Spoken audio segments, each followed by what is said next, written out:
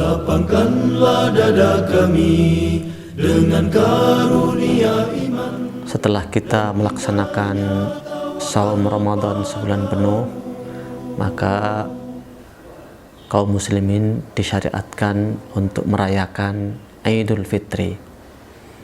Dan Idul Fitri itu merupakan hari kita bergembira karena kita selesai melaksanakan ibadah di bulan Ramadan dan berharap mudah-mudahan diterima oleh Allah Subhanahu wa taala. Dan saya kira gembiranya bukan karena gembira kita terlepas dari tugas, tapi kita gembira karena diberi kesempatan oleh Allah Subhanahu wa taala melaksanakan tugas selama sebulan penuh. Mudah-mudahan saum kita dan seluruh ibadah kita diterima oleh Allah Subhanahu wa taala. Para ulama berbeda pendapat tentang hukum sholat Idul Fitri. Sebagian mengatakan wajib, sebagian mengatakan sunnah. Namun jumhur ulama menyatakan bahwa sholat Idul Fitri maupun Idul Adha itu adalah sunnah muakkadah. Dan pada sholat Idul Fitri maupun sholat Idul Adha itu adalah syiar Islam. Karena syiar Islam, maka Rasulullah SAW memerintahkan agar semuanya hadir ke tempat sholat. Bahkan dalam riwayat Bukhari dinyatakan, kami diperintahkan untuk mengeluarkan para gadis pingitan, perempuan-perempuan yang haid, perempuan-perempuan yang berhalangan, semuanya kita hadirkan ke tempat sholat untuk syiar Islam. Sementara perempuan yang tidak boleh sholat mundur dulu, tidak ikut sholat bersama kaum muslimin, kemudian mendengarkan khutbah bersama-sama syiar kaum muslimin. Bahkan sebagai syiar untuk Idul Fitri, sholat Idul Fitri, maka disunnahkan antara pergi dan pulangnya pun jalannya berbeda, sehingga ini benar-benar syiar untuk umat Islam. Persoalannya bagaimana kalau kita tidak berkesempatan untuk melakukan sholat Id bersama masyarakat di tempat sholat? Kita tidak bisa melaksanakan sholat ini, ada beberapa kemungkinan. Kemungkinan yang pertama adalah seluruh kaum muslimin secara total tidak bisa melaksanakannya, atau terhalang melaksanakannya, atau terlewat dari waktunya. Kenapa? Misalnya karena telat melihat hilal. Jadi harusnya hilalnya misalnya hari Selasa, ternyata hari Selasa itu pas selesai waktu sholat baru mendengar bahwa hilal telah muncul, sehingga sholat Id sudah nggak mungkin dilaksanakan. Karenanya para ulama menyebutkan kalau seperti ini, maka sholat Id itu dilakukan besok harinya di waktu yang sama, dengan berjamaah, tentunya dengan tata cara yang sebagaimana kita sebutkan tadi, tapi saumnya tetap dibatalkan di hari Selasanya tadi, dan hari Rebunya baru sholat Id. Terus gimana kalau orang misalnya karena tertidur sehingga ketika datang ke tempat sholat sudah selesai sholat, atau misalnya dia berangkat ternyata kendaraannya mogok sehingga ketinggalan, atau karena macet dan sebagainya. Ini satu kondisi tidak keseluruhan, berarti sholat Id sudah ada dilaksanakan, imam melaksanakan, tapi ada yang tidak bisa melaksanakan karena halangan-halangan tertentu. Di sini para ulama berbeda pendapat. Ya, kalau di kalangan jumhur ulama bahwa disyariatkan untuk mengqadha sholat. Nah, bagaimana cara mengqadhanya? Ini para ulama berbeda pendapat, banyak pendapatnya. Ada yang mengatakan, ya kalau dia datang ke tempat sholat, maka sholatlah di tempat sholat itu setelah khutbah selesai. Ada yang berpendapat bahwa ya sholat di rumahnya. Ada yang berpendapat dengan berbagai macam pendapat, bahkan termasuk apakah sholat seperti sholat Id bersama imam, yaitu ada takbir 7 kali di awal, kemudian takbir 5 kali di rakaat yang kedua, ataukah sholat 2 rakaat seperti biasa, Nah, jumhur ulama berpendapat bahwa sholatlah dimanapun dia berada, ya. Kemudian dengan sholat seperti sholat bersama imam, yaitu tata cara sholat id sebagaimana adanya dengan khilafnya, gitu ya. Kecuali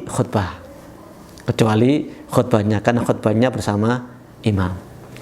Nah, di antara yang berpendapat seperti ini itu adalah Imam Bukhari, dan beliau sampaikan di dalam Sahih Bukhari, tapi di bab, artinya ini pendapat Imam Bukhari. Beliau menyatakan bahwa kalau seseorang terlewat dari sholat Idul Fitri, maka dia sholat 2 rakaat tanpa ada penjelasan bagaimana kaifiyah sholat 2 rakaatnya. Tapi sebagaimana tadi sebutkan, jumhur ulama berpendapat kaifiyatnya adalah seperti sholat bersama imam, sholat normalnya, sholat id, yaitu dengan takbir 7 kali di awal setelah takbiratul ihram, termasuk takbiratul ihram, dan 5 kali di rakaat yang kedua. Demikian juga kata beliau, kaum perempuan kalau sholat di rumah nggak bisa keluar, kan tadi di awal dianjurkan untuk dikeluarkan semuanya, ikut keluar, mau yang berhalangan atau tidak. Tapi ini ada yang nggak bisa keluar, maka kalau nggak bisa keluar, sholat di rumahnya 2 rakaat sebagaimana sholat Idul Fitri. Dan beliau juga mengutip satu hadis dari di dalam riwayat Baihaqi, meskipun hadisnya terkait dengan Idul Adha, bahwa Idul Adha itu adalah iduna ahlul Islam, bahwa Idul Adha itu adalah id kami kaum muslimin. Karena id kami kaum muslimin, maka siapapun muslimin itu berhak untuk melaksanakan sholat id meskipun tidak bersama imam di tempat sholat yang telah ditentukan. Sehingga kalau orang yang tempatnya jauh, kemungkinan nggak memungkinkan sholat bersama imam, maka sholat di daerahnya. Kalau yang nggak bisa keluar, sholat di rumahnya. Bahkan Imam Bukhari mengutip satu riwayat dari Anas bin Malik, bahwa Anas bin Malik radhiyallahu an, seorang sahabat Nabi Muhammad SAW, ketika tertinggal sholat id bersama imam, beliau biasanya kalau sholat di Basrah, gitu ya, maka beliau sholat di zawiyah. Zawiyah itu satu tempat di dekat Basrah gitu, ya kalau mungkin bahasa kita sekarang itu satu villa lah, semacam rumah villa gitu. Nah, beliau kemudian mengumpulkan keluarganya, mengumpulkan pelayan-pelayannya, semuanya dikumpulkan, kemudian melakukan sholat bersama mereka, sholat id sebagaimana sholat bersama imam di kota Basrah. Dari sini kita bisa memahami bahwa memang ada banyak khilaf, bahkan termasuk tata cara melaksanakannya pun ada khilaf. Bahkan ada ulama juga yang berpendapat bahwa ya karena sholat id itu disyariatkan itu dengan berjamaah, maka kalau kita tidak mendapatkan jamaah ya nggak usah diqadha. Kita istighfar aja kepada Allah Subhanahu wa taala dan gantilah dengan ibadah-ibadah yang lain yang disyariatkan oleh Allah Subhanahu wa taala. Pada prinsipnya bahwa untuk hal ini kita saling menghargai satu dengan yang lain, karena ini khilaf di kalangan para ulama. Hadis yang tegas dari masa Rasulullah SAW juga nggak ada. Semuanya adalah ijtihad. Bahkan tadi yang dilakukan oleh Anas bin Malik itu juga nggak dilakukan di masa Rasulullah SAW. Dan ini juga sebagai satu isyarat juga bahwa jangan sampai kita mengatakan bid'ah kepada seseorang yang melakukan amalan-amalan yang di masa Rasul nggak dilakukan. Yang dilakukan Anas bin Malik ini, beliau sholat, ya, beliau sholat berjamaah bersama keluarganya, bersama para pelayannya. Ini nggak dicontohkan di masa Rasulullah SAW, sholat itu gitu. Tapi dilakukan oleh Anas bin Malik. Ini adalah ijtihad dari Anas bin Malik radhiyallahu an, dan tentunya beliau ahlul ijtihad. Karenanya saudara dan saudara sekalian yang dimuliakan oleh Allah Subhanahu wa taala, janganlah kita saling membid'ahkan satu dengan yang lain dalam urusan-urusan yang bersifat ijtihadiyah. di mana para ulama berpendapat pasti ada landasannya, pasti ada sandarannya. Nggak mungkin mereka berpendapat ngawur, nggak mungkin. Mereka selalu punya landasan, punya alasan. Karena itu kita ingin bahwa kaum muslimin tetap saling menghargai, bersatu padu untuk tujuan yang lebih mulia, yaitu bagaimana agar agama Allah Subhanahu wa taala dilaksanakan oleh umat manusia. Sementara perbedaan-perbedaan, maka kita saling menghargai satu dengan yang lain. Bahkan Ibnu Hajar Al-Asqalani di dalam Fathul Bari menyatakan bahwa kalau amalan-amalan baik itu merupakan turunan dari amal-amal baik, maka dia terpuji. Kalau merupakan turunan dari amal-amal yang buruk, maka dia tercela.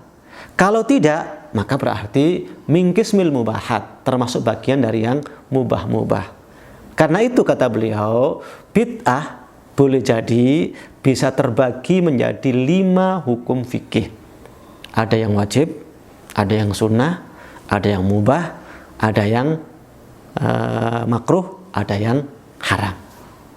Karena itulah maka kita nggak perlu saling membid'ahkan satu dengan yang lain dalam hal-hal yang bersifat ijtihadi di antara para ulama. Ijtihad para ulama. Kita lihat misalnya dalam hal terkait dengan sholat id saja, itu ada perilaku-perilaku sahabat yang memang di masa Rasul nggak ada. Dan mereka berijtihad dan ada perbedaan-perbedaan dalam ijtihad tersebut.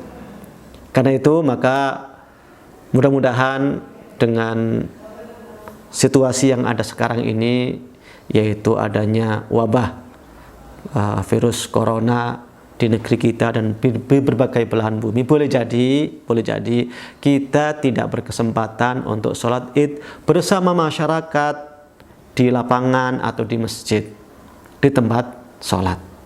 Karena itu bagi yang mengikuti pendapat sholat id di rumah bersama keluarganya, silahkan.